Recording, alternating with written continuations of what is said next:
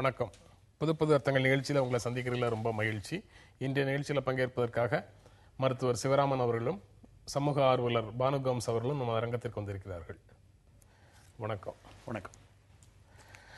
வடபுலத்தில் அரசியல் நாகரிகம் பெருகி வருகிறது, தமிழ்நாட்டில் அரசியல் நாகரிகம் அருகி வருகிறது அப்படின்னு மருத்துவர் ராமதாஸ் நேற்று சொல்லியிருக்கிறாரு.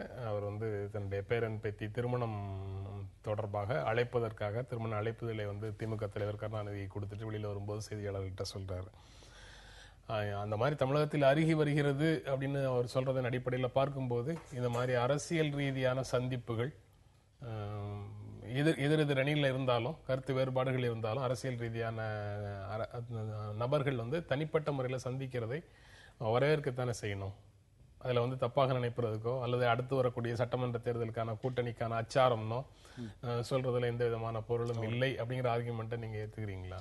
நிச்சயமா அந்த கலாச்சாரம் நம்மளுடைய இப்போ அருகி வருதுன்னு சொல்றாரு. முன்னாடிலாம் காமராஜர் பீரியடில் பல இது மாதிரி சம்பவங்களை வரலாற்று ஆசிரியர்கள் குறிப்பிட்டிருக்காங்க.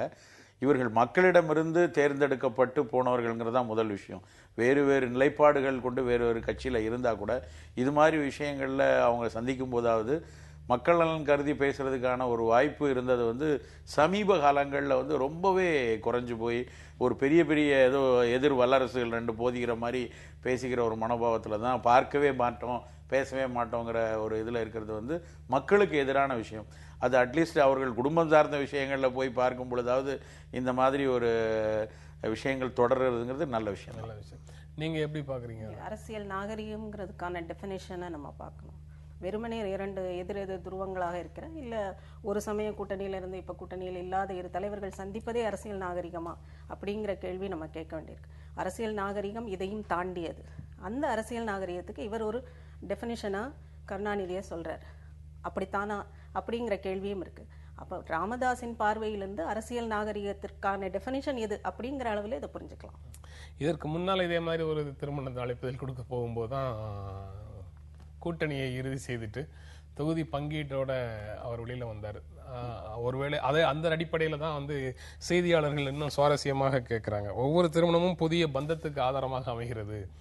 அதே மாதிரி இந்த சந்திப்பும் இந்த திருமண அழைப்புதலும் புதிய கூட்டணிக்கான அச்சாரமாக இருக்குமா அப்படின்னு கேட்குறாங்க. அதுக்கு தான் அவர் பதில் சொல்லியிருக்கிறாரு. பட் நாகரிகங்கிறது வரையறுக்கப்படவில்லை என்றாலும் கூட ஒவ்வொருவருடைய பார்வையில நாகரிகம் ஸ்டெப் பை ஸ்டெப்பா அதிகரிச்சுட்டு வந்ததுனாலும் அது நல்லதான அதிகரிச்சிருக்கு இல்ல முன்னால எப்படி இருந்தது இப்ப குறைவதற்கு யாரை இவர் அரசியல் நாகரிகத்துக்கு உதாரணமாக சொல்கிறாரோ அவருடைய பேச்சுக்களை நம்ம பார்த்திருக்கணும். சட்டசபையும் சரி வெளியிலும் சரி என்ன மாதிரியான அரசியல் நாகரிகங்கள் அவரால் முன்னெடுக்கப்பட்டதுங்கிறதையும் நம்ம பார்க்கிறோம். அப்ப மக்களின் பார்வையிலிருந்து அரசியல் நாகரிகம்ங்கிறதுக்கான டெஃபினிஷன் வேறு. டாக்டர் ராமதாஸ் சொல்வதின் அவருடைய பார்வையை அவர் வைக்கிறார். அந்த அளவில் தான் அதை பார்க்க முடியும்.